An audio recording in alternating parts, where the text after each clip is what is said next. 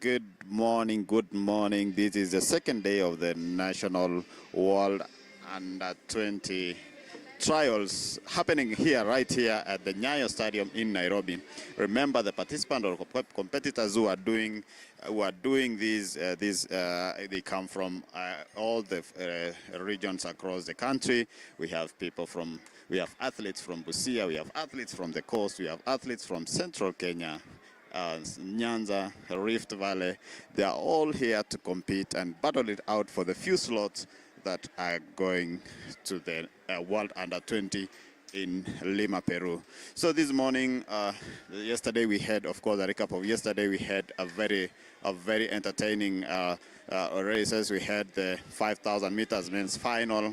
We had the 3,000 meters women's final, which was also entertaining. 1,500 meters was even the best. Both men and women finals. And we had athletes here who qualified for the global event in August. And then, of course, we saw the 800 meters semi-finals where Mary Moran, we had. Of course, she qualified yesterday. That is Judy Kemunto, Sarah Mora and Judy Kemunto. Of course, Janet Amimo. All the three qualified in the semi-finals, and we are waiting to see today if they will be able to get to earn the slots in that order this morning. So to give you what we expect this morning, we have the 5,000 meters women's final, which will be starting at exactly 10 a.m. this morning, followed by, of course, a field event, triple jump men and women final. At the same time, at 20:25, we have 100 meters men's final, and then 10:30 we have men's 100 meters finals. 10:35, 3,000 meters women's final. 10:50, 400 meters women final. Then 10:55 we have 400 meters final, and then 10:55 javelin men and women's final. Then we have at 11:05, that is 200 meters women's final. At 11:10 we have 200 meters men's final, and at 11:15 the 3,000 meters steeplechase men's final. 11:35 800 meters women's final. At 11:45 we will have the last race, that is the men's 800 meters final. Then after that we shall be naming the team that will be heading to the World Under 20 Championships in Lima, Peru. Remember, the dates are 27th of August to 31st of August in Lima, Peru. It's a good morning. The weather is good. I can see now the athletes lining up for the 5,000 women's final. And if my director can give me the start list on the screen, we have athletes now going to the start line.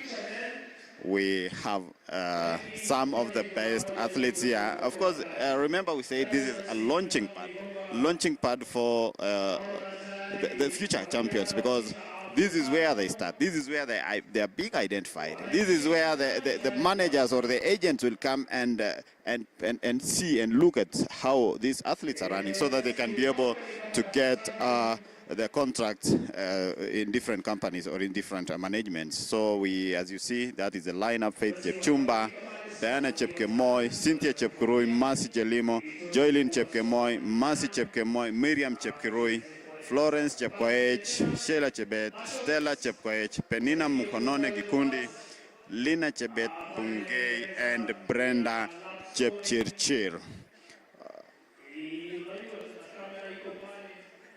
So that is a lineup there, and it's interesting to see also Sheila Chebet, who is here today. She qualified yesterday in the 1,500 meters race, and I think she's here also to try her luck.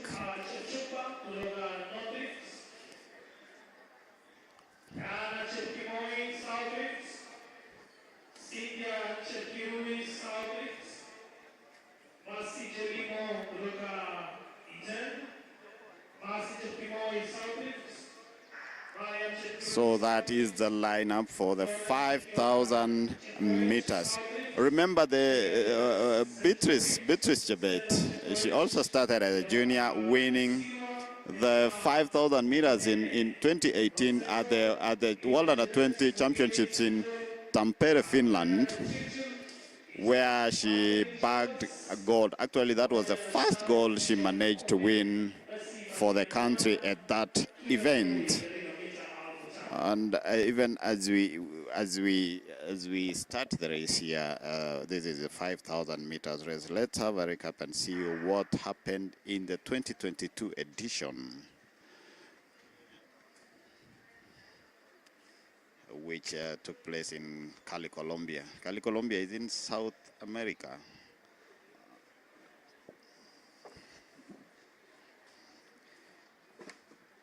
So remember, Kenya bagged 10 medals. That is 3 gold, 3 silver, and 4 bronze medals.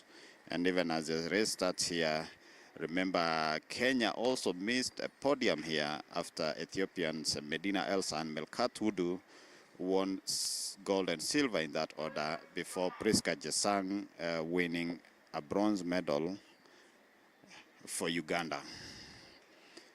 So who is going?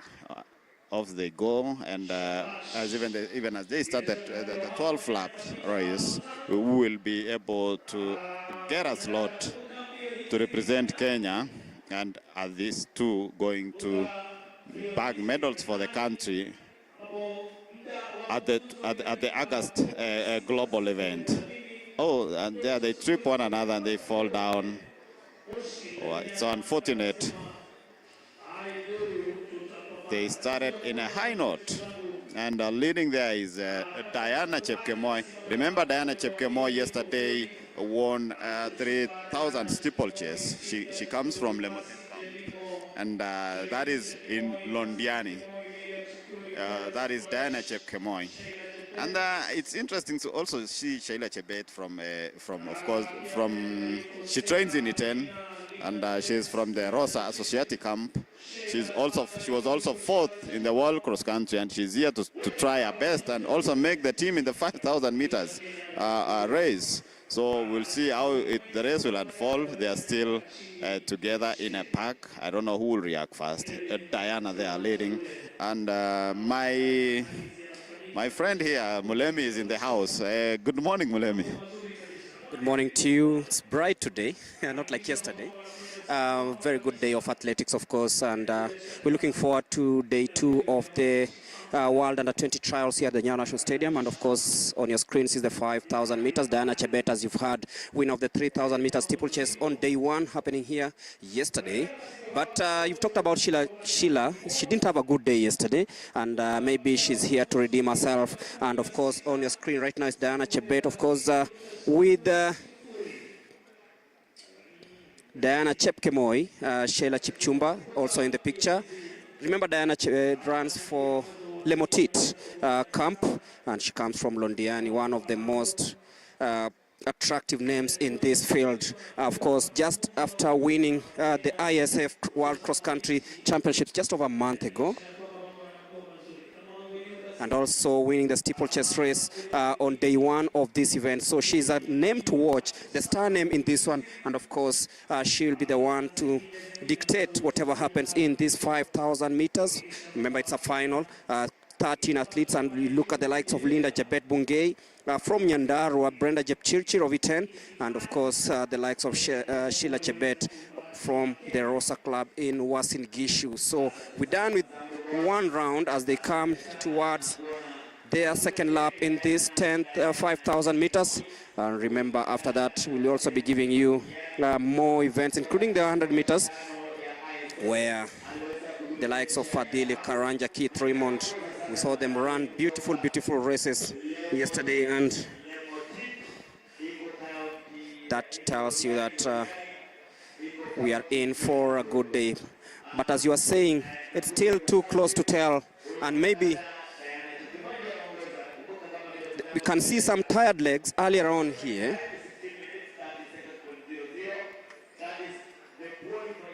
Can see some tired legs here already with 10 laps to go in this one. also coming up is the 3,000 meters men final, where we have 19 athletes taking part in this one. But at the moment, it's Diana Chepkemoi dictating the pace here in the 5,000 meters.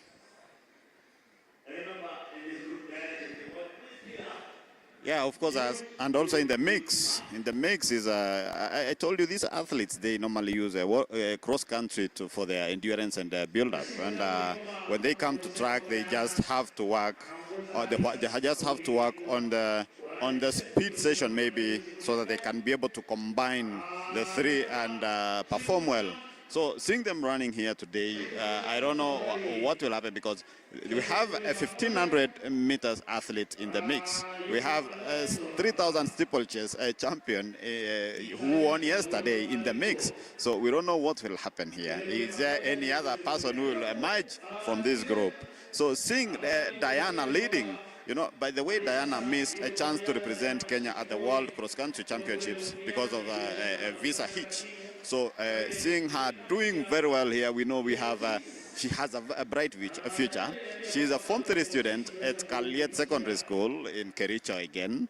So seeing her doing this very well, I think she has a good future.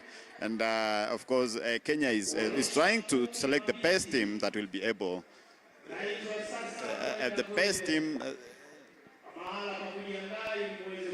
Kenya is trying to select the best team that will be able to represent the country at the global event, which is expected to, where Kenya is expected to do well. So seeing the athletes still packed together, this is 8 laps to go, and they are still packed together. Of course, we don't know who will react fast, who is going to react fast. And now Mercy Chelimo from E10, Rodari, she trains in E10, has now taken the lead. That is Mercy Chelimo. Mercy Chelimo trains under Keche Camp. Remember, Keche Camp is based in E10. That is where Agnes Chebet Ngetich comes and trains. So, and of course, Diana has reacted again. She has gone ahead, and there is a reaction. It's now, athletes are now jostling to get their positions there. Diana still, Diana from Lemotit, that is from Lemotit camp, she is trying to control the pace here. But the other athletes are following up, and they've reacted. Of course, talking about the 5,000 meters women, we have through the championships, of course, the junior championships, we've seen athletes grow from the likes of Vivian Cheruiyot, who later became the world champion. She started from here, and seeing these young athletes participating in this race, this is their launching pad, and they know they have to perform well. And with 7 laps to go, the qualification time is 16:30 for the athletes. 16:30 for the athletes. So they will be trying their best to take position 1 and 2. Of course, Diana is still controlling the pace. She's pulling from the others, and of course, surging forward, increasing her pace, because she really wants to make the team.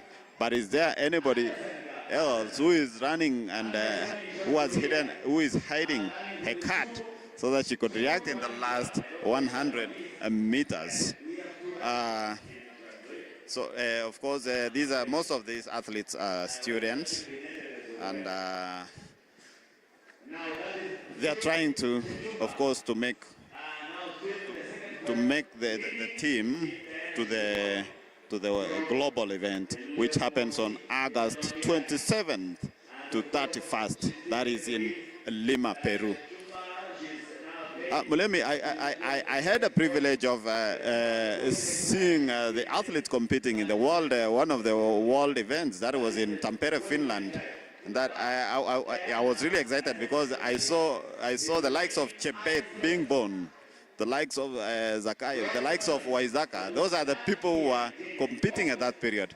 But on the other hand, I think also there is a generation we lost during the COVID era. There are some people who missed to represent the world, the country in the world events. What do you think? And I remember that's when you started following keenly these junior athletes. And of course, the COVID menace did real a big mess and caused here a very big vacuum between those athletes that were shining during that time to this moment. But people like Zakayo, athletes who've really tried to come back, but it's not just happened for them. I believe that's an age and era that people will be talking about and saying that I wish we never had that pandemic. Maybe we could have seen something different. But we are lucky now, we have passed the days, but right now you look at the likes of Diana Chepkemoi, look at the likes of Sheila Chebet, Florence Chepkoech. These are athletes who have really shown the zeal. We saw recently during the ISF World Cross Country Championships at the Ngong Racecourse what they were capable of doing. And look at how the athletes who've already tested the international, who've already tested international competitions, what they can do. And that shows you that everything that is happening here is shaping up the future. And you look at the likes of Chepkemoi, winner of the 3,000 meter steeplechase, of already a world champion in the cross country for the secondary school games. It is something that just brings about the beauty of watching these young boys and girls, the men and women in the under-20s do their business. And at the moment, we are looking at a race whereby no clear favorite at the moment. Linda Chebet Bungei. Of course, we have 5 laps to go in this one. Diana Chepkemoi falling a little bit further. She's led for the better parts of this race.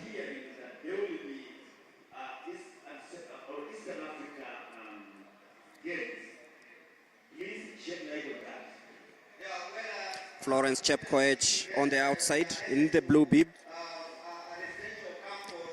From Narok, has no camp, but born on 28th of July 2007. Diana Chepkemoi decides, no, you're not going to bully me in this one. And hits the front once again. 4 laps to go in the 5,000.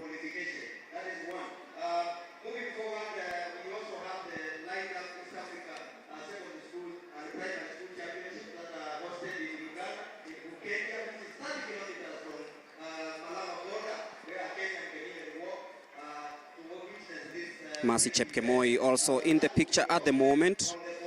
So is Florence Chepkoech.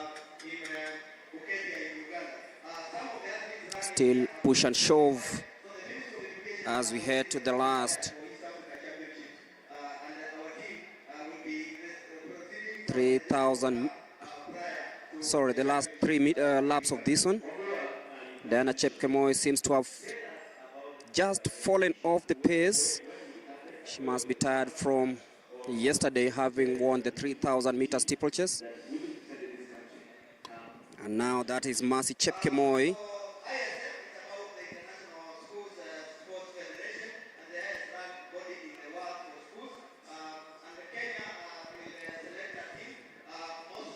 She looks really strong. Faith Chepchumba also occupying the first place. From Trans Nzoia, she trains at the 2 running club. She's now in the lead with 2.5 laps to go.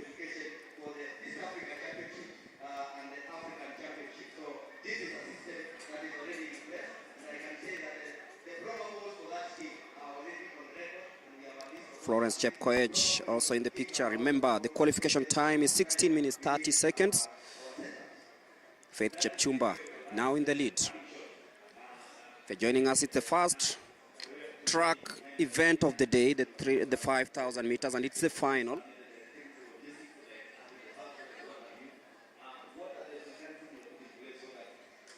Faith Chepchumba, Mercy Chepkemoi, and Florence Chepkoech.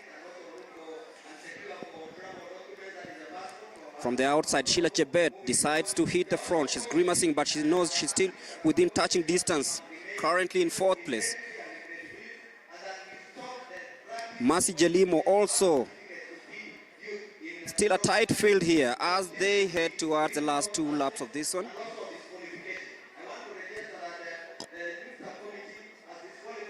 Tactical race. Diana Chepkemoi already out of the race, having fallen out with 5 laps to go. But right now it is Mercy Chepkemoi dictating the pace as they head toward the last 600 meters of this race. Faith Chepchumba, Mercy Chepkemoi exchanging leads there. Sheila Jebet from the outside, now deciding to take matters into her own hands and deciding to move. She's trying so hard from the outside. I don't know if it is the right thing, right tactic for her. But yet again, who will break away fast as they head towards the barrel?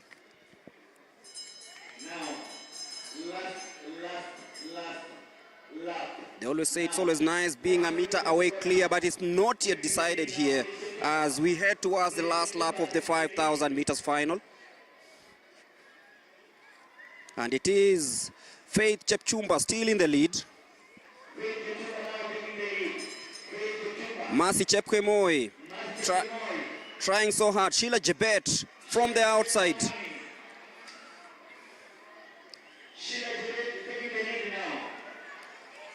It is Sheila Jebet trying to hit the front.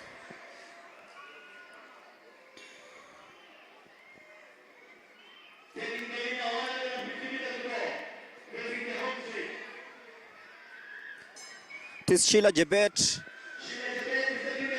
trying so hard to shrug off Faith Chepkoech. It is between Chepkoech and Sheila Jebet.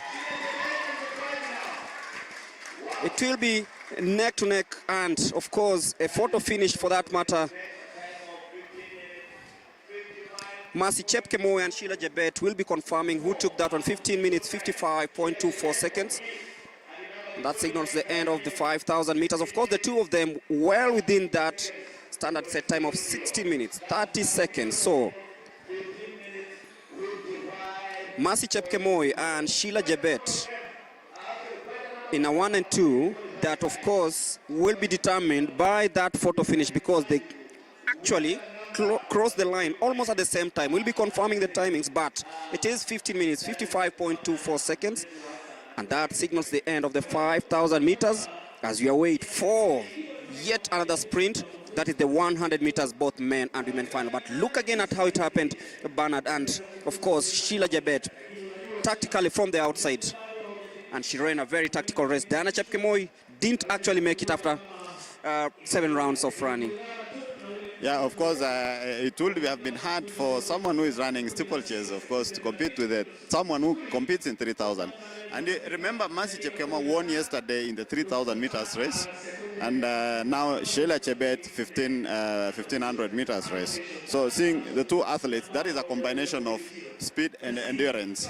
Both are there, because we have someone in 1,500 and someone in 3,000 meters, of course, both of them qualifying for this race. I told you someone was hiding a card under the table, and that was Mercy Chepkemoi.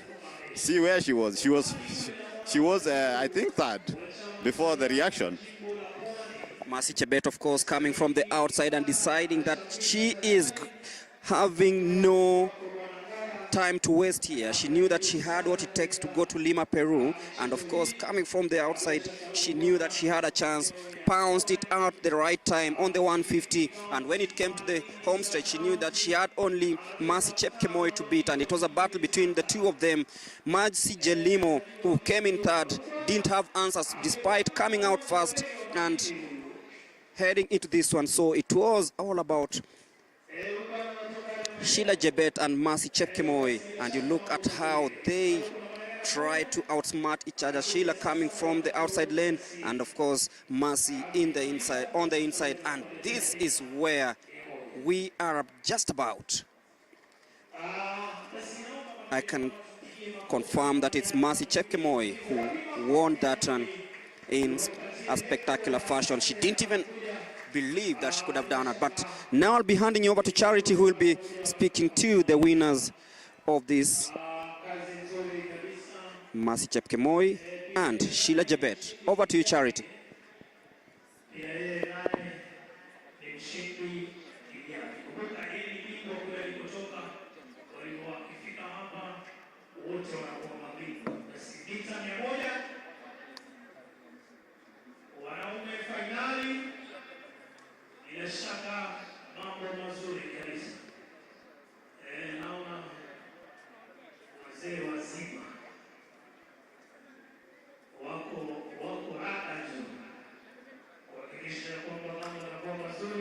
Kashinda pia kwa mbio ya 3000 na leo umeshinda ya 5000. Wewe una feel aje? Leo niko na furaha kwa sababu niliwin 3000 jana na leo tena nimewin 5000. So namshukuru Mungu kwa kunipa nguvu. So vile utarudi utajitayarisha vipi kwa mazoezi kwa sababu sasa unaenda kudouble? Nikienda huko naenda kudouble hizo races mbili. Sasa narudi kwa kambi. Naenda sasa kuinua mazoezi yangu ije juu zaidi. From Belgrade saa hii uko tayari? Saa hii niko tayari kabisa. Nimejitayarisha poa. Na target yangu ni kuleta hizi goals mbili. Na nataka kung'ang'ana ili niweze kuileta hii goals mbili yote ya 3000 na 5000. Thank you so much and all the best. I'm also joined by Sheila. Sheila, she also competed yesterday in the 3000 meters and now she's finished second again in the 5000 meter. Vile umekimbia unafeel mwili aje? Nafeel si mbaya. Niliambiwa tu nikimbie kama mwili itakubali nimalize. Kwani nilisikia nikasema haina acha. Nikaamua tu kumaliza. Ndio nione tu penye niko kwa 5000. Vile sasa tuko kwa hii utaenda ufanye double? Nitaenda kudouble. Nataka nijifunze kukimbia 5000. Si 15 sana.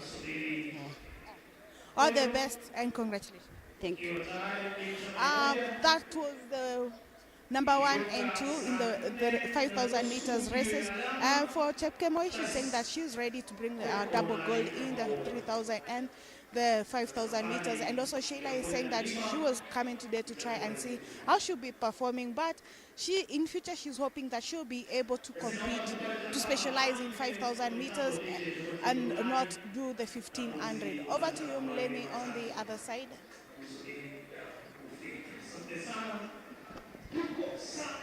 Thank you, Charity. As we await for the start of the 100 meters men final.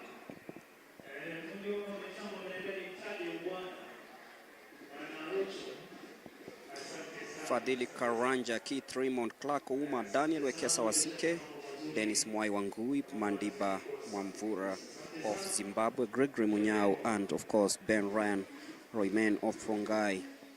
They'll be competing in the 100 meters. The race that begins in a bit. If you're joining us, we are live from the NYAYO National Stadium, and there's the start list of the 100 meters. Fadhili Karanja, Keith Raymond, Clark Ouma, Daniel Wekesa, Dennis Mwangi, Mandipa Mwavura, Gregory Munyao, and Ben Ryan Parakwon Roymen. Remember, the standard qualification time here is 10.55 seconds.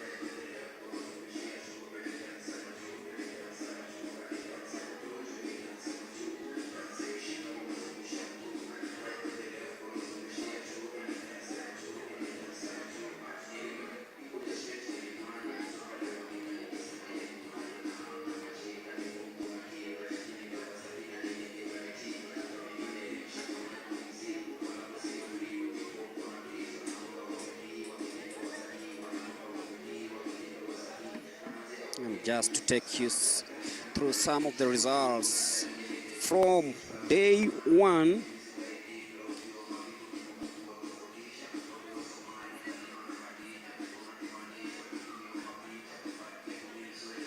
In the men 5,000 meters final, of course,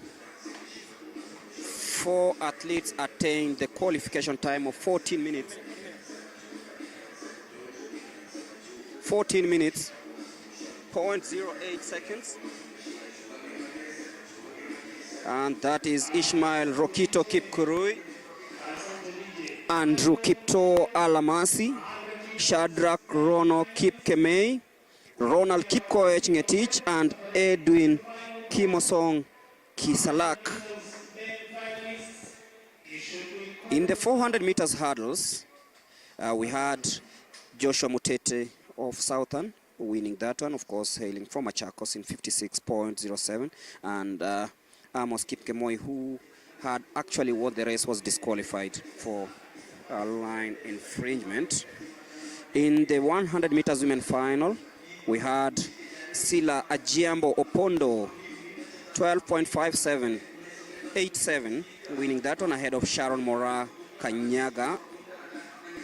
In the men's semi-final in the 100 meters, Clark Ouma of Nairobi, 11.23, won semi-final number 1 ahead of Dennis Mwai Wangui, who clocked 11.24. It was quite a photo finish in that one. And in the 100 meters semi-final number 2, Daniel Wekesa Wasike won in a time of 11.20 ahead of Keith Raymond, 11.57. Remember, they have to attain at least 10.55 seconds to be considered for selection in the Team Kenya for the Lima, Peru Games. In the 3,000 meters women final held yesterday, 5 athletes attained the qualification time of 9 minutes 32.00 seconds. We're talking about the winner, Mercy Chepkemoi of South Rift from the Tiloa camp, 9 minutes 10.95 seconds. With Marion Jepngetich, 9 minutes 14.16 seconds, coming in seconds. Brenda Jepchichir and Mary Wangui in that order. In the 400 meters women final, Marion Jepchumba won in a time of 56.24. Remember, the standard qualification time was 55.4 seconds, so they did not qualify, but Marion Jepchumba won, followed by Kemunto Faith Onserio. In the men category, 46.55 was the time set, with Gilbert Nyamao Kireu winning in 48.88 seconds.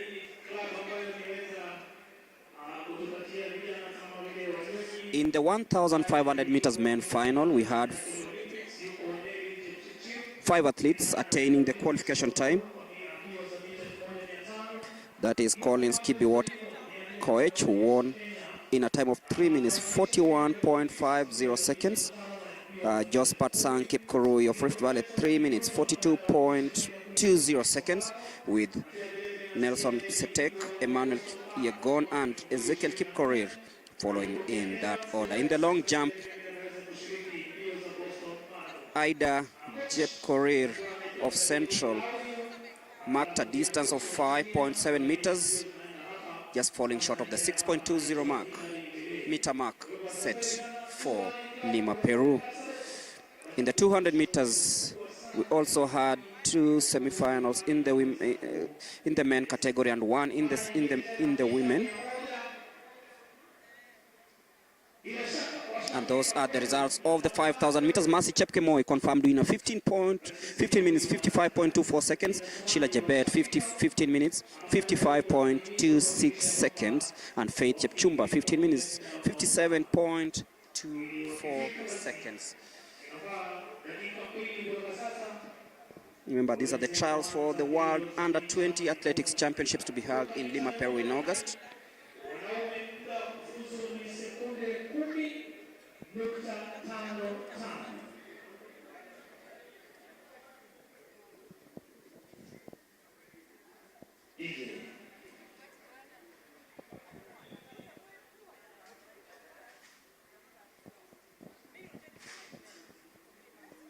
So in the 800 meters semi-final number 1 for the women, Sarah Mora Orobi attained 2 minutes 2.10 seconds to win the race, and she was cheered by her cousin Mary Mora. Of course, those are just some of the results we have here as we await for the start of the 100 meters.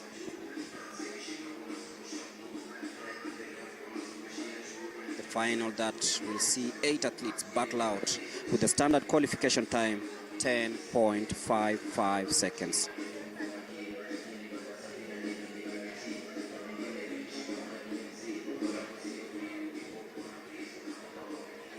And on my far right, I can see the athletes compete in the 100 meters coming out of the call room, but this is how it went down in the 5,000 meters women final. That was won by Mercy Chepkemoi.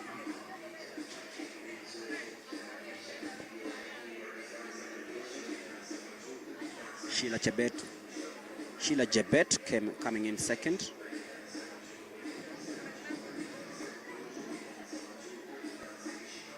With Mercy Jelimo finishing third. But we're now ready for the 100 meters. After that, we'll have the 3,000 meters men final.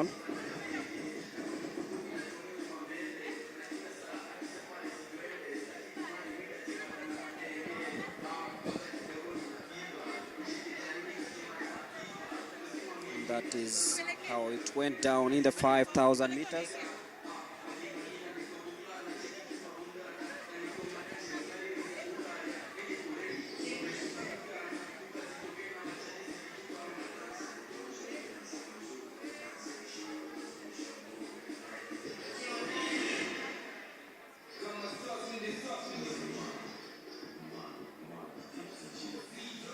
As a sprint towards the finish line in the 5,000 meters, with Mercy Chepkemoi just edging out Sheila Jebet to clinch that one. So we're done with the 5,000 meters. We're heading straight to the 100 meters, a race that promises fireworks with 10.55, the standard set time for the final.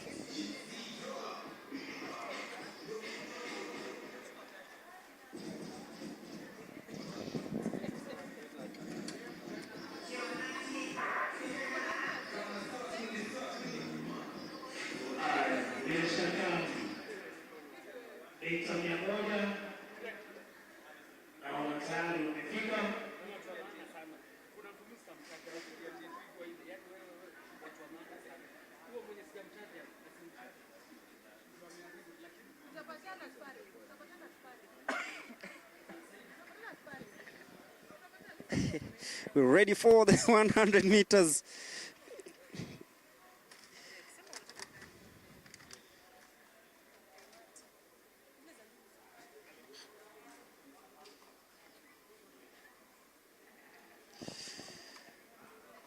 Watch out for Fadhili Karanja.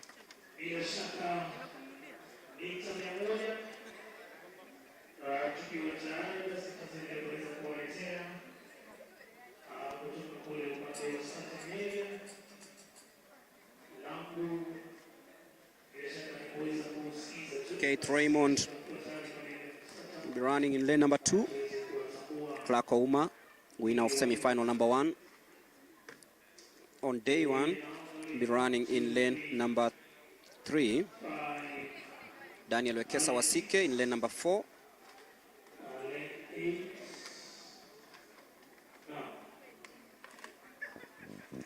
Dennis Mwai Wangui in lane number 5. Mandipa Isha Mwamvura in lane number 6. Gregory Munyao in lane number 7. And Ben Ryan Parakoni remain in lane number 6. That is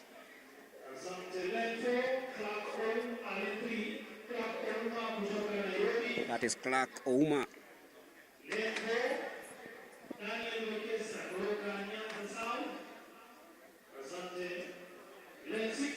Daniel Wekesa from Ryoga Secondary Training Camp. That is Daniel Mwai Wangui in lane number 6. And that is Mandimpa. That is Ben Ryan Parakwoni Royman of Rongai in Kajiado County. So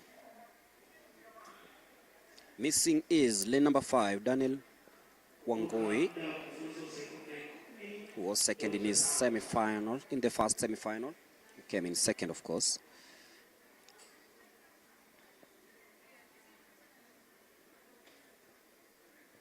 And we're ready for start in the 100 meters.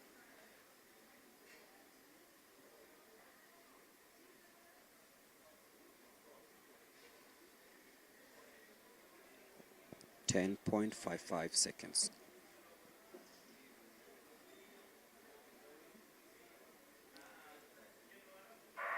And off they go. Watch out for Daniel Wasike sprinting away, the man from Nyamira County.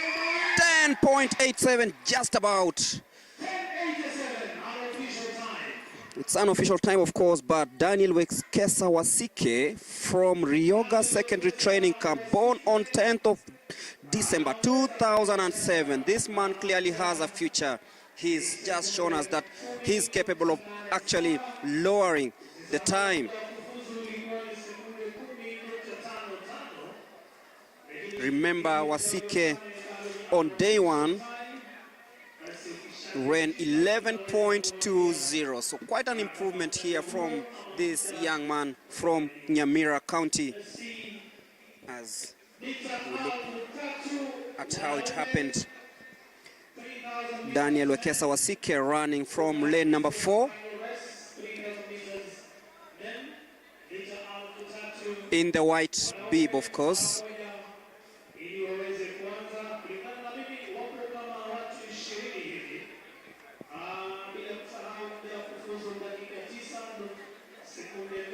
Got off the blocks nicely, Mr. Daniel Wasike. And of course, Wasike is with Bernard on the other side. Bernard, you can take it away. Thank you, Mulemi. Wasike, good morning. How was the race today and how do you feel? The race was good. I've tried, but there were no one to push me. So it has happened like that. And we accept. Labda tueleze huo unafanya mazoezi wapi na nini unafaa kufanya ili uweze kukata zile sekondi ambazo umekosa. Kidogo mazoezi imesumbua kwa sababu ya kuwa shule. So kupata muda ni ngumu sana, lakini nashukuru mwalimu mkuu alikuwa anatusaidia and just time. At least asubuhi tunaamka tunafanya kitu kidogo. Pia jioni tunafanya kitu kidogo. Namshukuru kabisa pia na coach. Unasoma shule gani na uko form? Niko form 2. Nasoma Ryoga Secondary School, Nyamira. Okay. Na labda unaona aje maisha ya sprinters in the coming few years? Unataka kufuata labda footsteps ya Omanyala? Lazima namfuata na niko naye bamba to bamba kwa sababu saizi sijakuwa nikitrain vizuri, lakini nikipata the good facilities tuko naye bamba to bamba. Sprint saizi alitufungulia na naona tunamfuata vizuri. Pongezi. That was Wekesa. He said that he normally trains in Nyamira and having won today but missed narrowly on the qualification, he thinks he has a bright future to do well. Mulemi.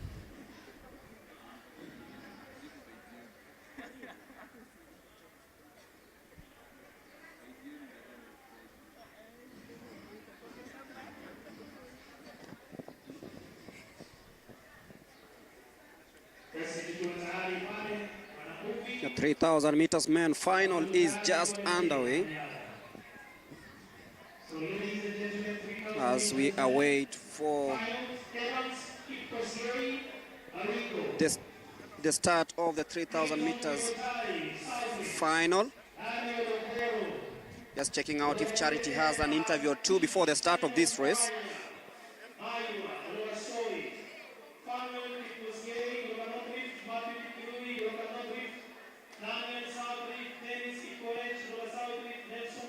This will be the fourth race of the day, having witnessed the 10,000 meters walking race final, both men and women, and the 5,000 meters women final, and the 100 meters men final that was by Daniel Wekesa Wasike.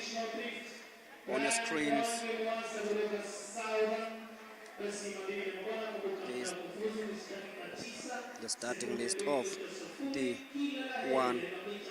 3,000 meters. Evans, Kip Kosgei Biwot, Clinton Kimutai Ngetich, Daniel Lokoro, Simon Mayo, Fanuel Kip Kosgei Koech, Matthew Kipkurui, Daniel Kinyanjui, Dennis Kemboi, Nelson Pariken, Calvin Murithi Wangeshi, Edwin Elkana Sanutia, Edmund Serem, Shadra Kipruto Kipkoech, Brian Kipto Ngetich, Elsin Kipruto, Stephen Ombasa, Joseph Karanja, Edwin Kisalsak, Charles Rotich, and Brian Munge Musau from Machakos Indumbe. 9 minutes 2 seconds is the time for this one. Watch out for Charles Rotich. Having failed to qualify in the 5,000 meters on day one, he wants to make a mark here. He's the man to watch in this 3,000 meters men final. 7 rounds of this one.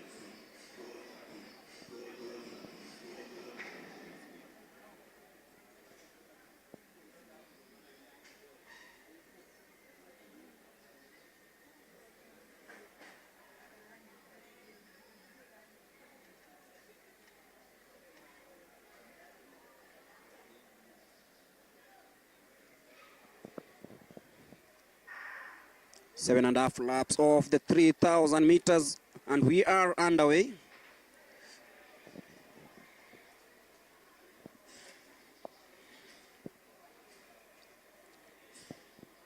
$20 clear to run in this one, but only 2 guaranteed spots for the Lima Games.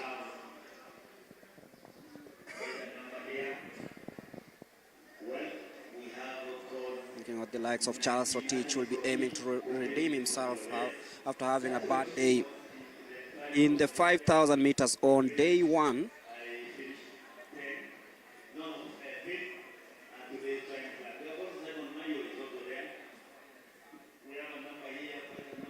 As we await for the results, the official results of the 100 meters. Daniel Wekesa Wasike, emerging winner, 10.87 the confirmed time, just missing out on the 10.55 qualification mark. Charles Clark Oma, 11.12. As the 3,000 meters 3,000 meters takes shape. Remember, there's the 3,000 meters and the 3,000 meters steeplechase.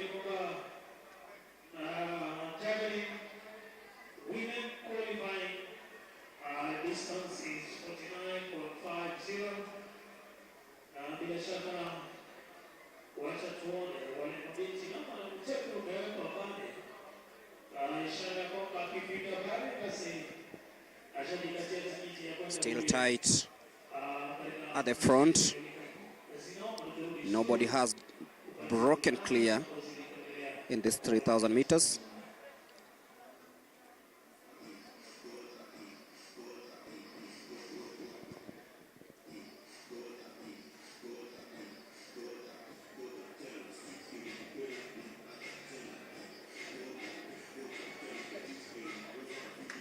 As they head towards the last 5 laps of this one.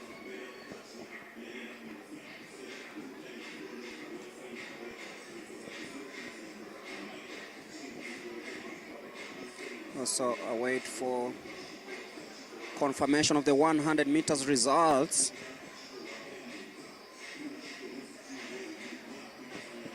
Daniel Kinyanjui leading the way.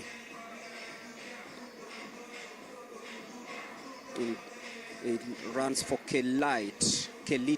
That is Daniel Wekesa, win of the 100 meters. Charles Clark Oma, 11.12. Keith Raymond, 11.12. 7:28. Surely there's a bright future in the 100 meter, the sprints, of course, if you look at the results here. Of course, missing out on the 10.55 seconds standard qualification time, but it is a sign of better things to come. And I remember during the Kip Keino Classic, Ferdinand Omanyala said that he knows that he will not be here forever, but he wants to ensure that he leaves a legacy behind and train some of these sprinters and make sure that they attain their full potential. But right now, it's all about the 3,000 meters. Daniel Kinyanjui is still leading, the man born on 15th of January 2005 from the South Rift and running for Kelite, or is it Kelite, as you wish to call it. It is heading toward the last,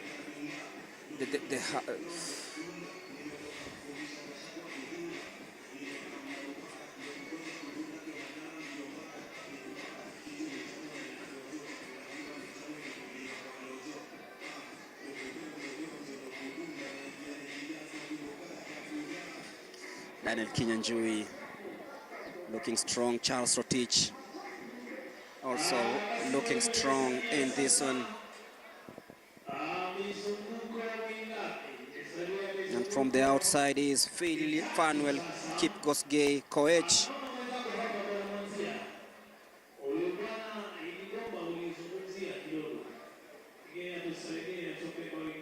Clinton Kimutai also in the picture.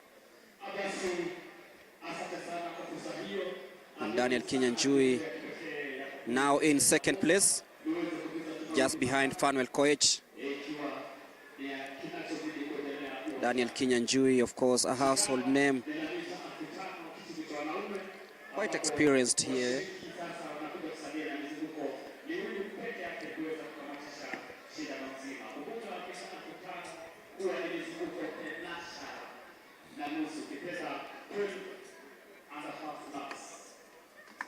And it's now shaping up.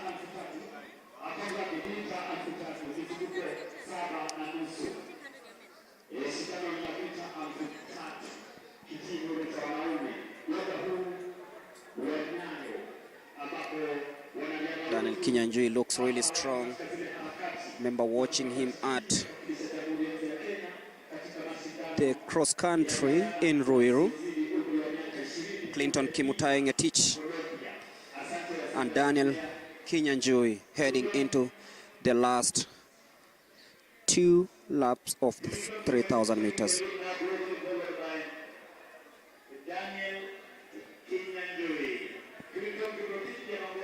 Clinton Kimutai from the South Rift just celebrated his birthday the other day, born on 12th of June 2007. The two teammates, of course, running for Kelite. Clinton stretching that lead just a little bit around a meter or two ahead of Kinyanjui. Clinton looks really strong, but Kinyanjui looks more like the one to actually break the ice as they hit the bell.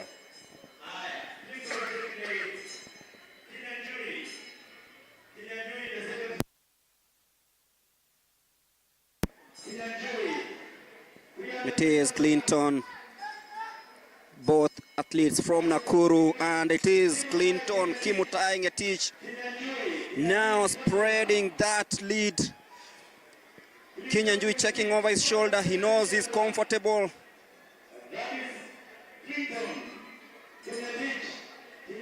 And that is Clinton Kimutai.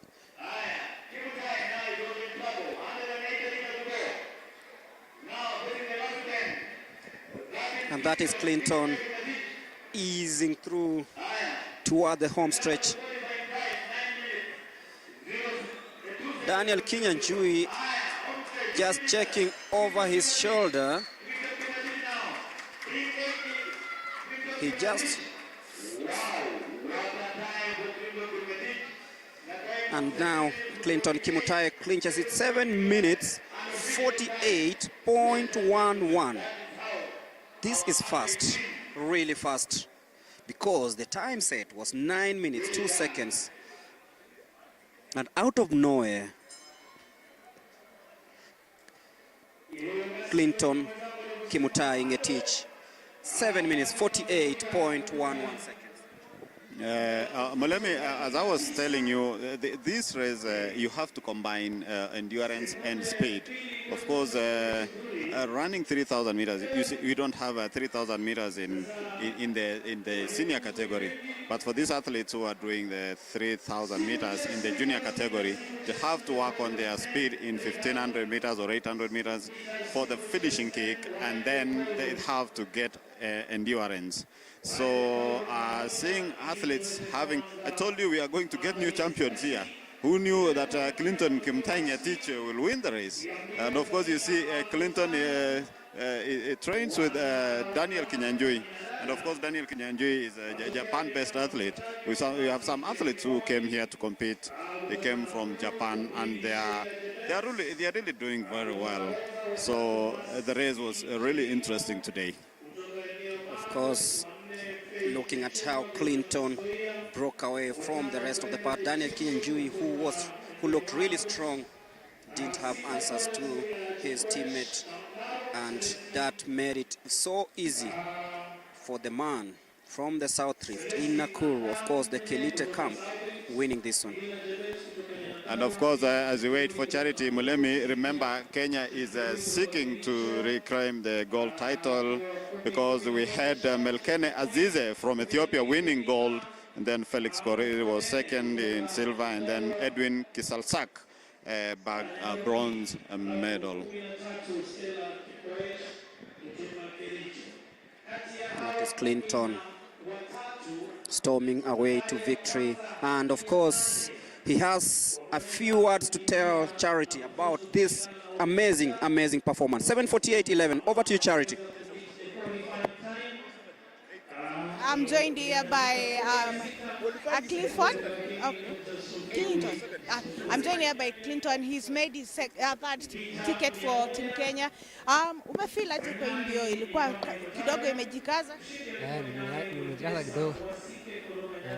Naomba Mungu ataangalia mbele. Sasa hivi unafeel uko na uzoefu ya ile tutaweza kupata medali ya 3,000? Niko na imani. Nitafanya vizuri. Sasa ukirudi kwa kambi utashughulika na nini? Speed one nitaongeza na maila kidogo. Yes. Thank you so much. I'm also joined by number 1, Dennis Kipkemboi. Dennis Kipkemboi. Dennis, hii ni mara yako ya kwanza kuingia Team Kenya. Unajihisi vipi? Leo niko na furaha sana. Nimetamani siku nyingi niingie Team Kenya, lakini nimefaulu leo. Nashukuru Mungu. Umekuwa ukijitayarisha vipi na unijuaje kuhusu hii mbio ya Peru?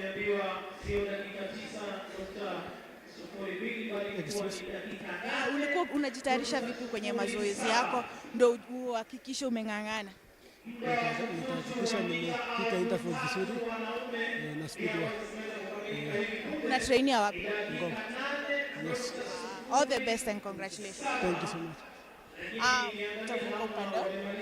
That was Dennis and Clinton. They have finished the 3,000 meter race. For Clinton, this is his third time making for Team Kenya after representing Team Kenya in the under-18 for the Africa Championship, and also in Zambia for the for school games. And then we also have Dennis, who is going to be making his debut in Team Kenya. He's saying that he's going to be working on his intervals and make sure that he will be able to deliver the medal back home for the 3,000 meters. Over to you, Mlemi, on the other side.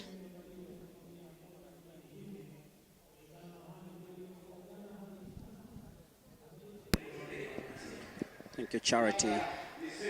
The javelin women final is also underway with 2 participants, Caroline Anyango Oduori from Busia and Faith Chebet Rotich of Kamoi Camp in Elgeyo Marakwet, 49.50 meters. And I'm being informed that the 3,000 meters men final, the standard qualification time was 8 minutes 7 seconds.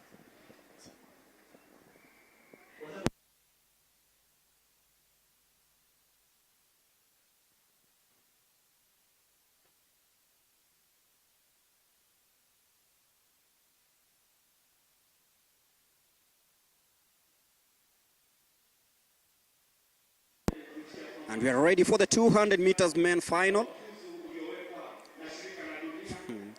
I'm really excited about this young man called Dennis Mwai Wangui. Didn't run in the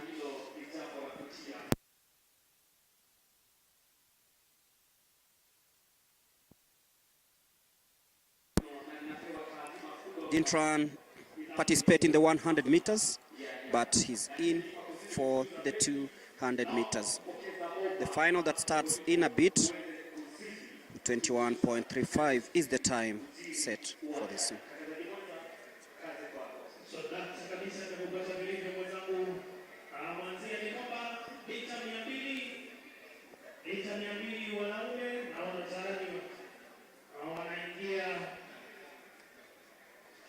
Dalton Kiprono of Western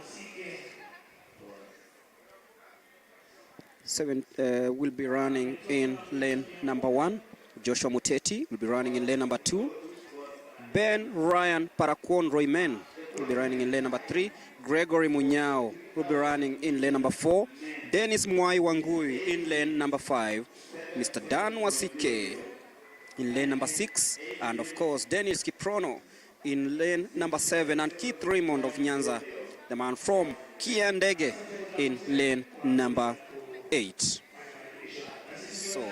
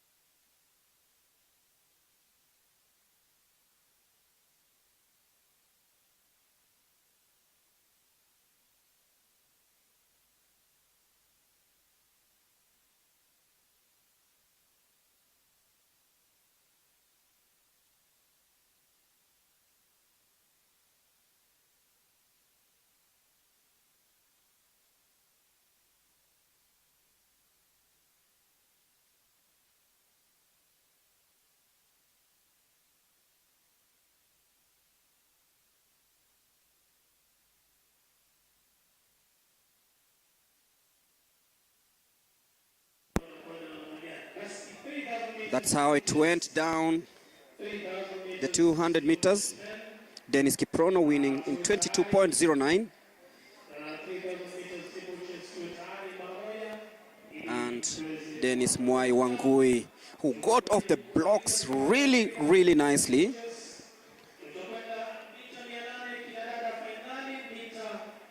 I can always say that a little polishing will make these sprinters conquer the world. But watch out for Dennis Kiprono, came into this final 21.65. Dennis Mwai Wangui, second fastest, 21.77. But then it is Kiprono who showed the resilience towards the last 50 meters of this one and just about edged Dennis Mwai on the tape to win it at 22.07. Unofficial time, of course, and it was a close battle between third, fourth, and fifth in this 200 meters men final that has just concluded with Dennis Kiprono winning. We'll be confirming the time, an official time of 22.08, of course.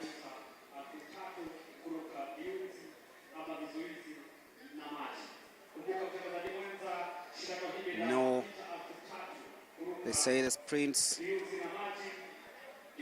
start fast and end fast, of course. We witness the 200 meters men final. And we are ready for the 3,000 meters steeplechase, the main event, not the main event.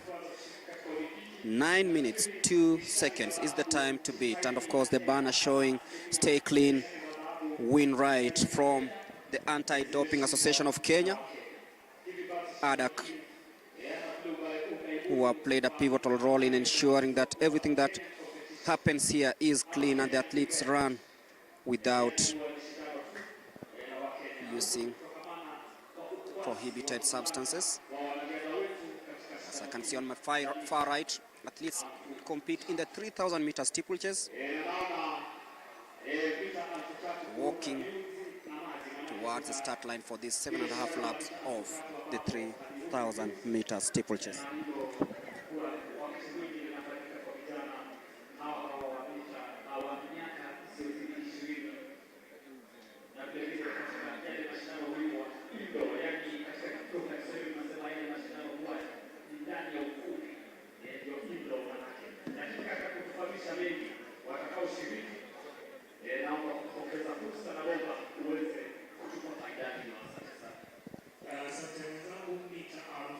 Brian Kiptongetich, Rikwan Gwako Onyango, Matthew Kipkurui Kosgei, Ezekiel Ruto Piteng, Enoch Kipruto Masai.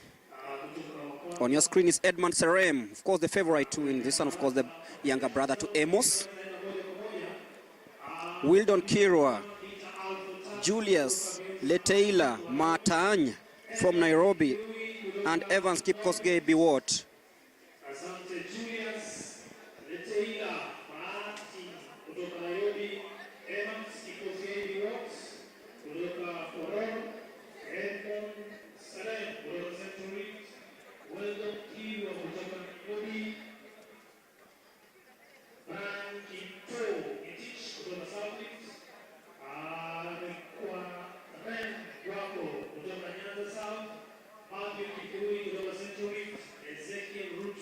So the lineup once again for the 3,000 meter steeplechase men final: Enoch Kipruto Masai, Julius Leteila Matany, Evans Kipkosgei Biwot, Edmund Serem, Wildon Kirwa, Brian Kipto, Rikwan Gwako Onyango, Matthew Kipkurui, and Ezekiel Ruto P.T. Reng of West Pokot runs for St. Patrick, and that signals the start of the 3,000 meters. Watch out for Edmund Serem, the younger brother to Amos Serem.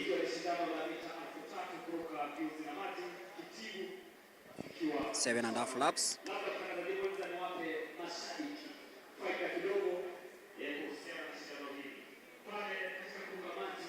And of course, we'll be streaming in the results of the 200 meters that was won by Daniel Kiprono.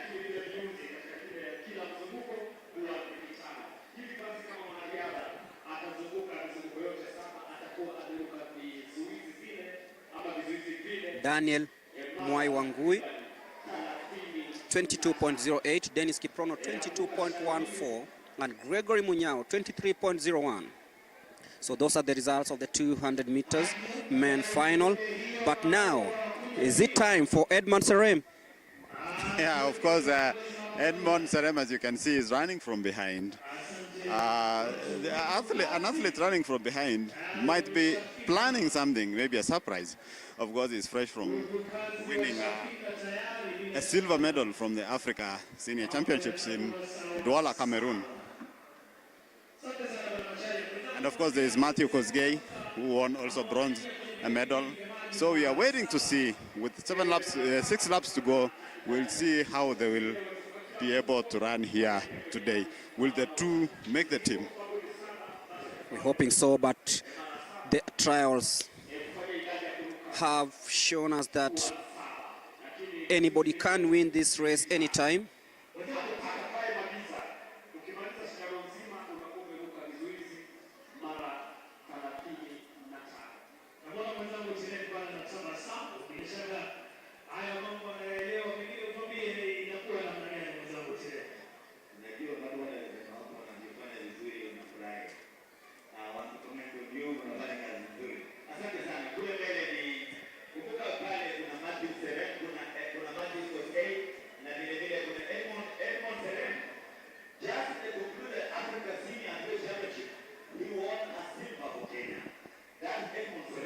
Of course, there's Weldon Kiro and Edmond Serem. Edmond Serem, of course, running for the Global Athletic Club in Kaptagat, and Weldon Kiro from Ngong. But now leading, of course, is Matthew Kipkurui Kosgei, Ezekiel Ruto Pitireng, also in the picture. Evans Kipkosgei Biwot also in the picture. Edmond Serem currently in third.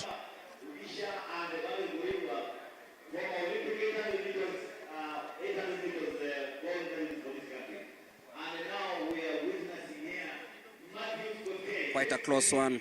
5 athletes with 5.5 laps to go. And maybe, Molemi, talking about the steeplechase event, of course, we've been doing so well in the recent past, and seeing what the athletes are doing, the juniors, what they are doing. Do you think, are we going to get new champions here? Are we getting to get people who will be able to fill the shoes for people like Ezekiel Kemboy? We miss those days when we could sweep, we would have a podium sweep, like 1, 2, 3, all taking the 3 positions. And seeing these athletes running here, you can see that they have talent, and there's something they are planning. As you can see now, not Amos, but Edmond Serem is now he has led, and clearing the barrier. They do it so well. And now Matthew Koech is also in the second position following up. And then, of course, we have Ezekiel Ruta Pitireng from St. Patrick's. You can see now the race has changed. The pace has gone up. Of course, the pace has gone up with 3.5 laps to go. Edmond Serem, of course, the favorite to win this one. The man who's been inspired by his brother, just fresh from Douala, Cameroon, representing Kenya at the Africa Senior Athletics Championships. As they take that water jump.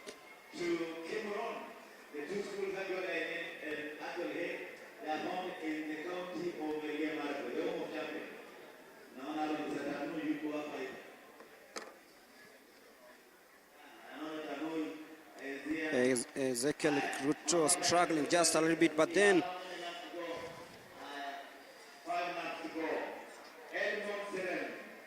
as they go towards the barrier with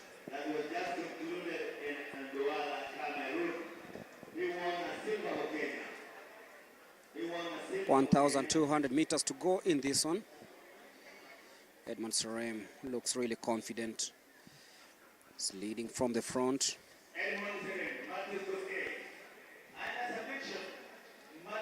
But I can assure you this is going to come down to the wire.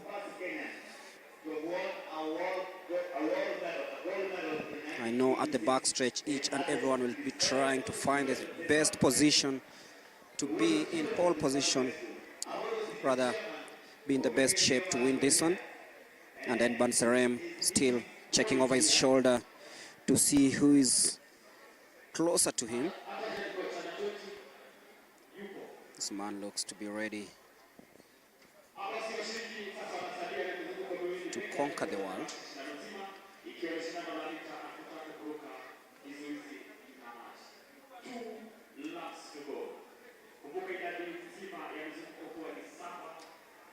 And look at the distinctive way in which they're jumping over the barriers. In a very unique way that shows you the difference between athletes who have already been exposed to the steeplechase and those who are still coming up. So 1.5 laps to go in this 3,000 meter steeplechase. Still quite close. And Edmond Serem currently occupying 3rd place. Yeah, of course, Serem is a brother to Amos Serem, the former World Under-20 champion, and Matthew Kosgei now coming to the home stretch, 100 meters to go, and he's still controlling the pace, and I think it's now who will react here first. You see, it's Matthew Kosgei, and of course, it's now for the last lap. Who will emerge the winner here? Who will take the 1st and 2nd position to qualify for the World Under-20 Championships in Lima, Peru? Tireng from who trains in of course West Pokot. Is now battling it out with the 2 Africa medalists, and of course here experience matters a lot. Now he has slowed down in the hurdle, and of course the 2 are going now to the water jump. Edmond Serem and Matthew are together. Remember, these are Africa's silver and bronze medalists. Now Edmond is taking the lead. Edmond Serem, just as expected, waiting for the perfect time to strike, and on to the last barrier. He'll be winning this one. Of course, the standard qualification time was 9 minutes 2 seconds, but Edmond Serem does it in 8 minutes 34.78 seconds. Matthew Kipkurui Kosgei of Central Rift comes in 2nd in 8 minutes 42 seconds. So Edmond Serem, emulating what his brother has done previously, to win the 3,000 meter steeplechase men final. That was a beautiful race. These 2 gentlemen going to fill the gap that was left by their seniors, the Conseslus and Ezekiel Kemboi, and of course the others who've done so well in this event. Remember, Edmond trains at the Global Sports Communications in Kaptagat with his brother Amos. And so they normally, talking earlier to him, he was saying that they normally get inspiration for from the likes of Eliud Kipchoge, who are their training partners at the camp. And seeing him doing what he has done today, I think with good nurturing, with good conditions of training, and with good guidance, these are the future champions, whereby the federation needs to invest and help these people transit well even to the senior races. That was a good race, to say. And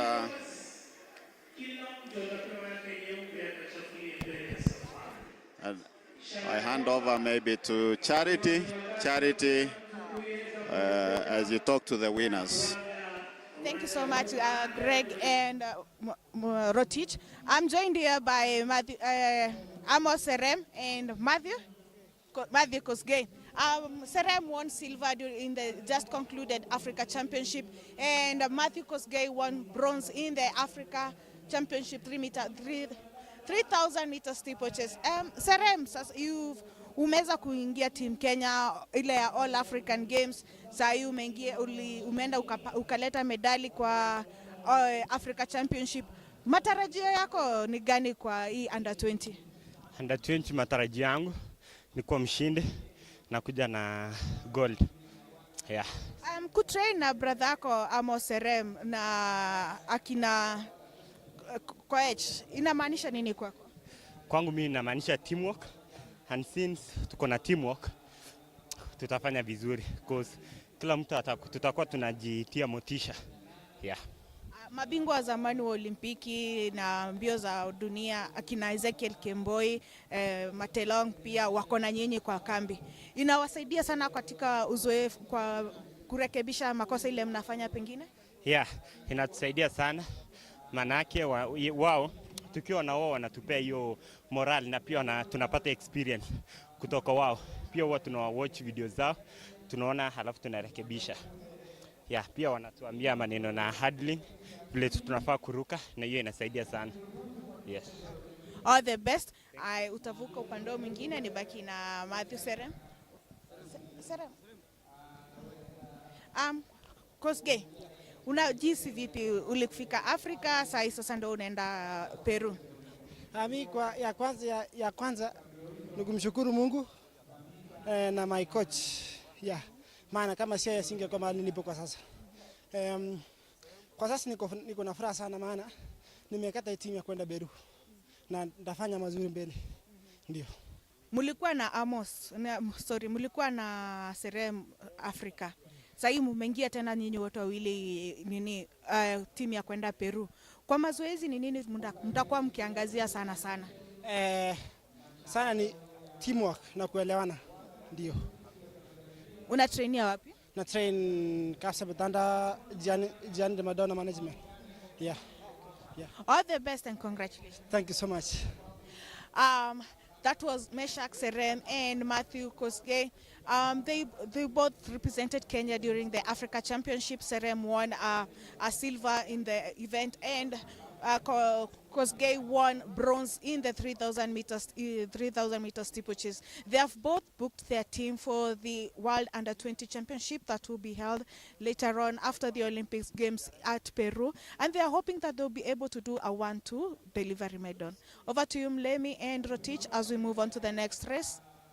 And we are now ready for the second last track event of the day. It is the 800 meters, and it is the women final that will kickstart with Daisy Chepngetich Ruto on your screens. She's lined up in lane number 1. Hails from the Tiloa camp in Nakuru, and that is Dorcas Chepkemoi, Judy Kemunto, who had a very brilliant race.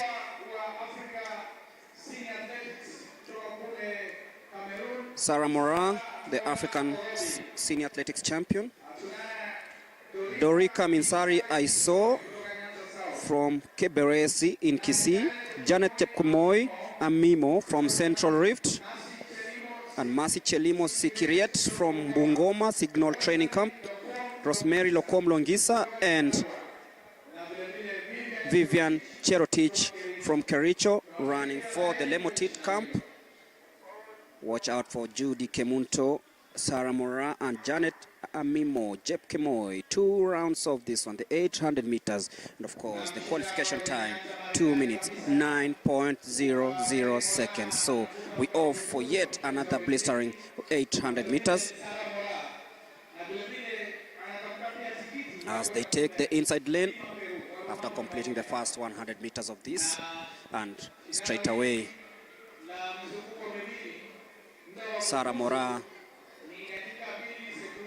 leads the chasing pack.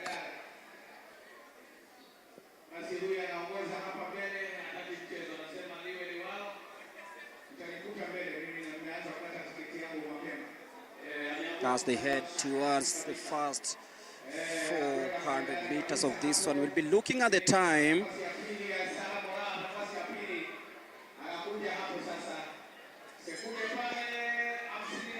56 seconds after the first 400 meters.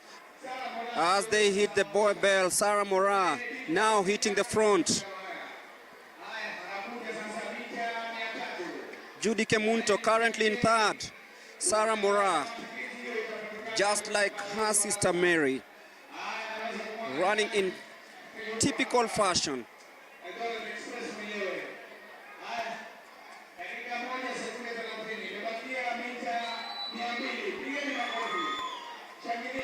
Janet Jepkomoya Mimo in second place. Sarah Mora.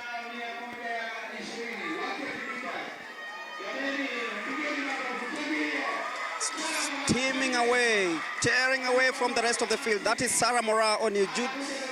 Janet Jepkomoya Mimo trying so hard. 2.00.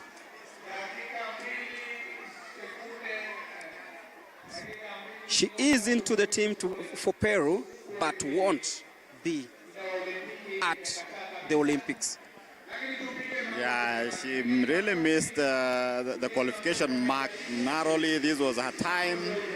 She's disappointed, as you can see, but she has shown a good run. Actually, she's a champion. She's an African champion. So, and she's still young. She has next year for the World Championships in Tokyo, Japan. And she can, of course, do very well. And then in the next, after that, in the next 3 years or 2 years, 3 years, that is in 2028, she can still make it to the Olympics team in Los Angeles. And I can see also the sister, Mary Mora, is really disappointed down there. If my cameraman can zoom in Mora, who is walking down there, Mora, who is walking down there to meet her. Of course, I think she wants to talk to her and encourage her. That is Mora walking down there. She came to cheer up the sister, and of course, it has been a good race. And she will be competing in Peru. She will be representing Kenya in Peru in the under-20, of course. That was a good run. She managed to run a good time. She shouldn't be disappointed, but she has a good future. She's a good athlete. She doesn't have to really give herself a lot of pressure. Sarah Mora, 2.00 to win the 800 meters women final. Of course, disappointed not to have actually made it to Team Kenya for the Paris Olympics that begin next month. You can see the disappointed her being consoled by her sister Mary. But of course, at 19 years, we know that she also has a chance to represent the country in few upcoming events, including the World Athletics Championships in Tokyo in 2025, that is next year. And now the track is clear for the last event on the track. That is the 800 meters men final. 8 athletes lined up for this one. Weldon Kirwa, Fanuel Kipkosgei Koech, Kelvin Kipkosgei, Dennis Kiprop Kiplagat, Brian Kiplangat Masai, Nelson Mapi Setek, Amos Kipkemoi, Justice Kipkoech, Danson Kiplangat Mutai, and Kelvin Kimutai Koech. 1 minute, 50.50 seconds. And that's the lineup. Eldon Kiro, Fanuel Kipkosgei, Kelvin Kipkosgei, Dennis Kiprop, Brian Kiplangat, Nelson Mapi Setek, Amos Kipkemoi, and Justice Kipkoech. But before the race, I'm sure we'll be having a few interviews. And Charity,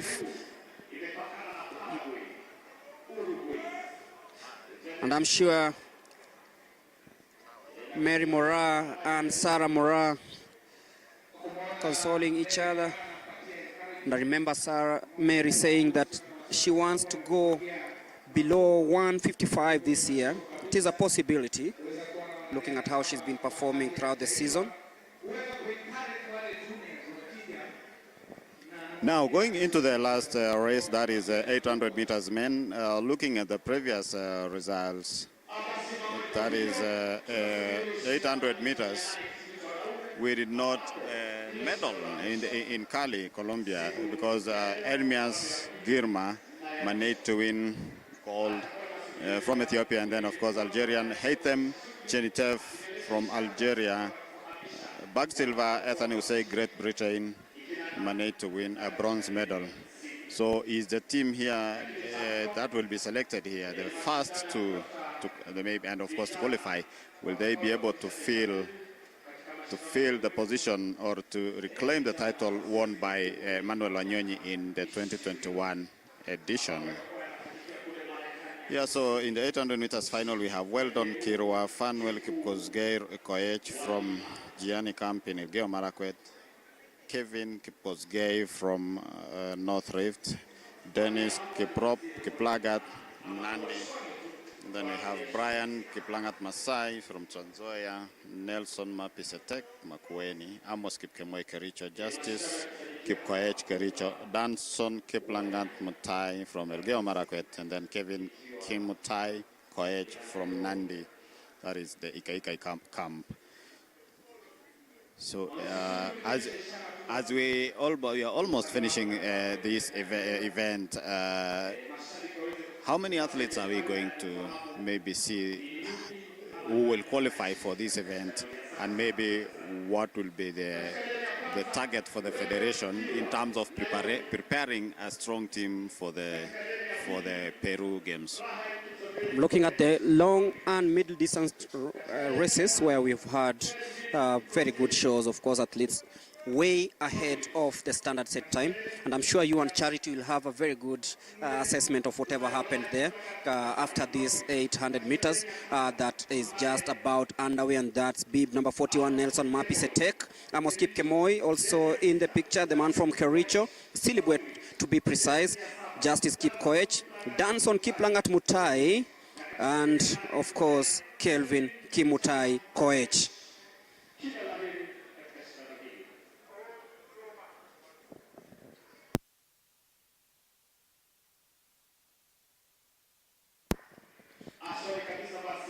And off you go, the last track event of the day, the 800 meters, and Kelvin Kimutai Koech straight away, just about steams coming into the inside lane.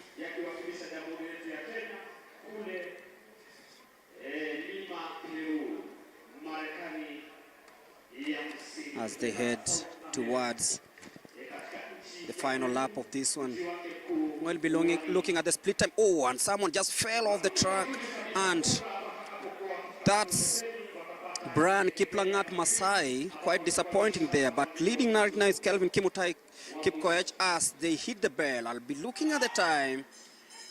52 seconds. What do you think about that? Will it be fast or not? Yeah, that is what Wanyonyi did here last time during the trials. He crossed the line with 52. This is super fast. It is super fast. Kelvin Kimutai Koech still leading there, just ahead of Nelson Mapisetek. It is Kelvin who looks really strong. Fanuel Kipkosgei Koech now in second place. Nelson Satek in third place right now, but this man who led from start to finish, Kelvin Kimutai Koech from Nandi, Ikaika, looks really strong, but then facing opposition from Fanuel Kipkosgei Koech from Elgeyo Marakwet, the Gianni camp. But will he hang on to win that one? We'll be looking at the time, 1 minute 46.79. That's quite impressive for this young man who led from gun to tape to clinch the 800 meters men final, and of course book a ticket to Peru.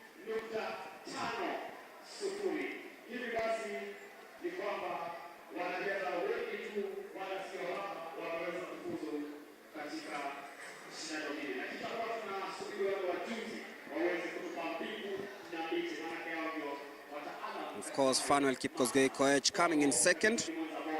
And look at that man, Kelvin Kimutai Koech, born on 18th of September 2009.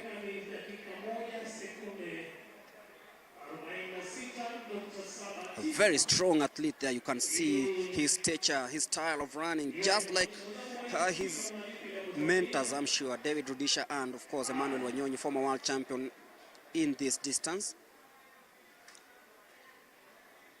in the junior category, of course. That is the man who ran from the outside lane to clinch victory here in the 800 meters.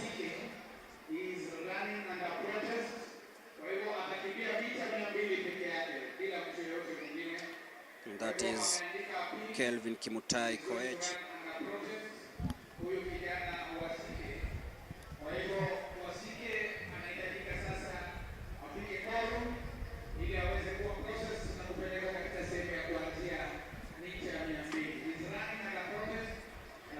And that is how it went down.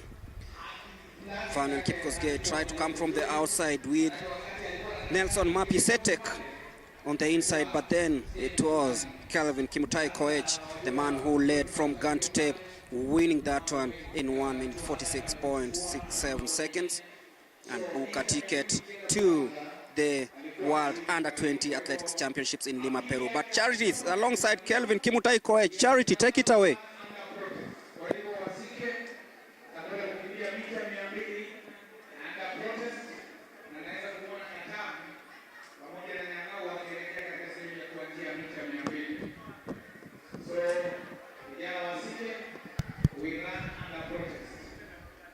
Thank you so much, Greg. I'm joined here by the second finisher in the men's 800 meters. Kwa majina ni nani na ushawahi represent team Kenya tena? Kabisa kabisa, napenda kushukuru Mungu. Kwa majaliwa amenipea nikiwa nambari la pili. Mimi ni represent team Kenya kule Zambia last year. Na nilibuka kwa trials nilikuwa namba 2. Na leo tena nilikuwa namba 2. So namshukuru Mungu. Shule natoka shule ya St. Francis Kimura kule Ipia. Na unaweza kubalance aje mazoezi na masomo? Kwa shule nashukuru kwanza principal juu alitubalansia by 5:30 mpaka 6 tunaenda zoezi. Alafu tunakuja kwenda class. Tunafuata tools school rules up to 3:30 tunatoka. Tunaenda zoezi yetu. Yes. Sasa hii unaona utaweza ku maintain legacy ya 800 meters ya Kenya? Yes. Niko na matumaini. Nini alikuvutia kuingia kwenye hizi mbio? Tunarudisha walikuwa kusoma shule yetu. Manuel Korir. Ya walikuwa shule yetu. Sasa uko na 2 Olympians hapo kwa hiyo shule yenu. Utaona utafikia hapo? Yeah, nitafikia hapo. Kwa Mwenyezi Mungu. Thank you so much. All the best. Utafuata utaenda kwa upande mwingine.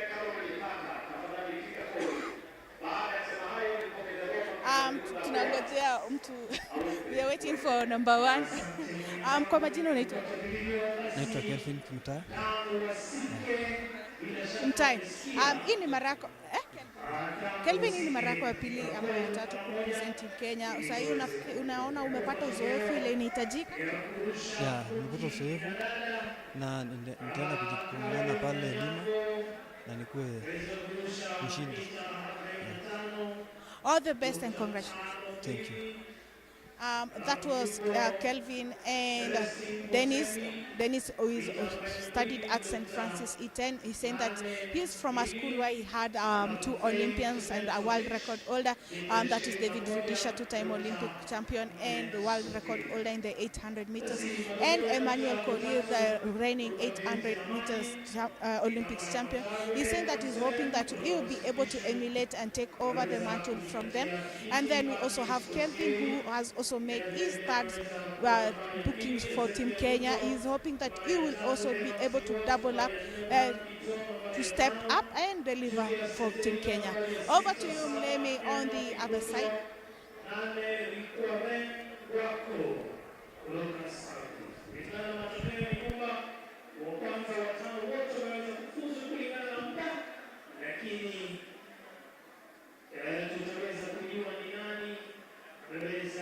Kujikatia tikiti kwenda katika mbio hizi za Olympic. Basi tunapomaliza tumebakia na mbio za mita 200 kwa kijana Mano Sike aweza anaenda kukimbia sasa mbio za mita 200 peke yake. Kumbuka ya kufuzu ni kwamba ni sekunde 21.35 mbio za mita 200.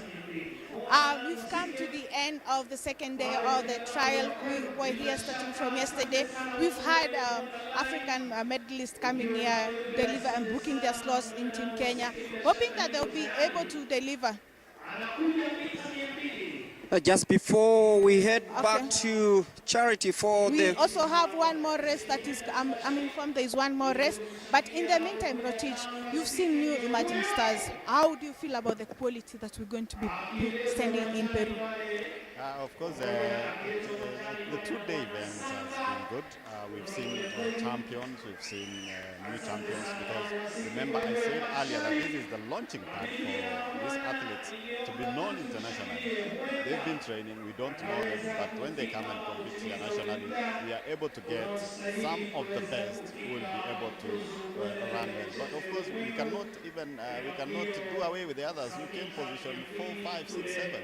Those are also champions in their own, and maybe in the coming 2 years they'll be better than those who won here today. So this event has been good. It has been wonderful. Of course, the federation was saying that they were the world body, the world governing body, that is World Athletics, gave them a short notice of giving out the names for those who are supposed to travel, maybe. And most of the students did not have a passport, so maybe it's a wake-up call that when you see an athlete starting doing well, immediately look for that precious document, that's the passport, so that next time you don't miss such events. So as we wait maybe for this athlete who is running under protest, we want to see how he will perform in the 200 meters. It has been a good event so far. I'm also excited because we know some of the guys also who finished today, even in number 6, they are going to be coming up. So we're going to see the next race where the athlete is running alone under protest, hoping that he's going to get his chance as he dearly wishes for. Over to Mlem.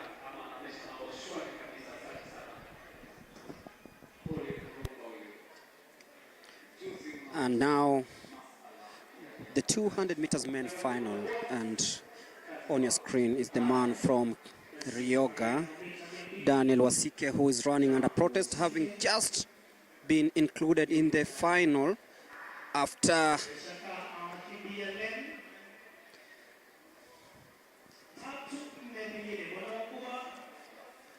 competing in the 100 meters, winning in 10.87, and now he wants to try his luck in the 200 meters.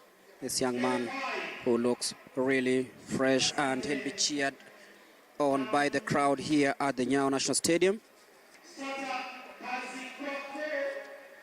21.35. Dan Wasike, will he make it to Team Kenya for the World Under-20 Championships? So tense moments here for this young man, ensuring that the entire Nyamira County, entire Nyanza South Region, Ryoga Secondary School training camp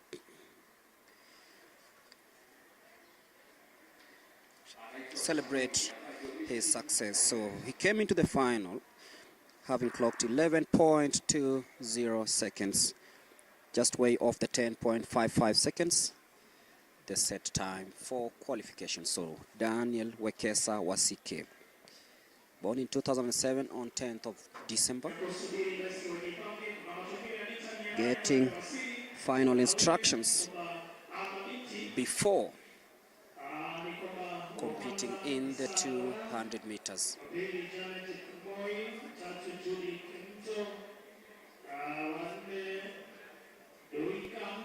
The track officials, technical department ensuring that all is set for this solo run. It might be a long 200 meters or one to remember for this young man who's alone on the track, Daniel Wekesa Wasike.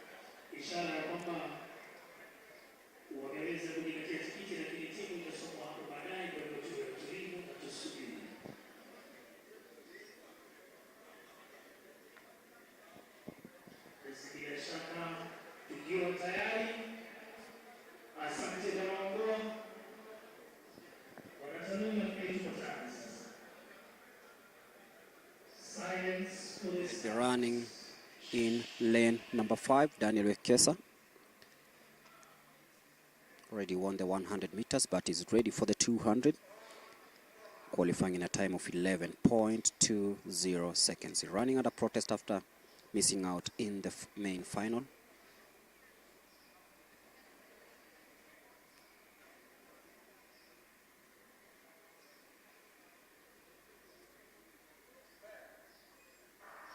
And off he goes.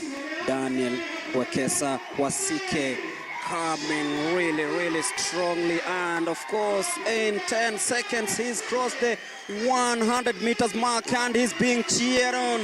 21.78. Wow.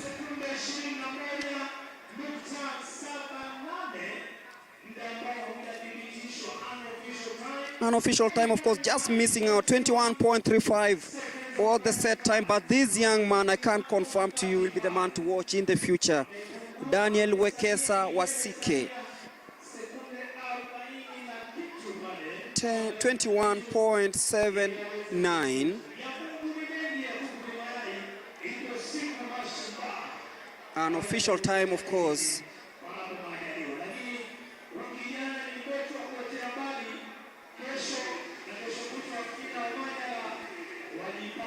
And there'll be a man to watch for sure in the future. And that's how it went down. Daniel Wekesa Wasike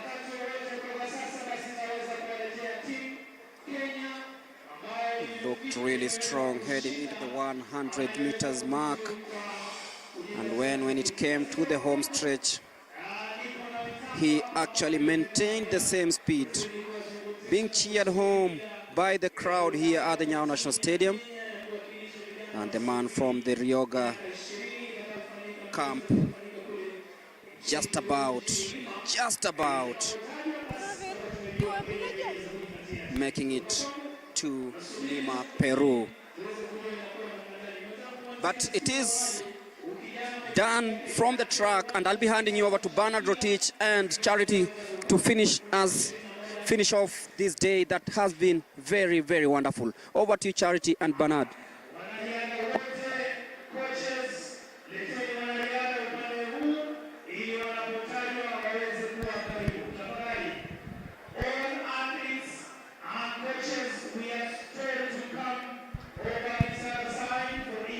Yeah, thank you so much, Greg. That was Dan Wasike. He was running alone. This is because that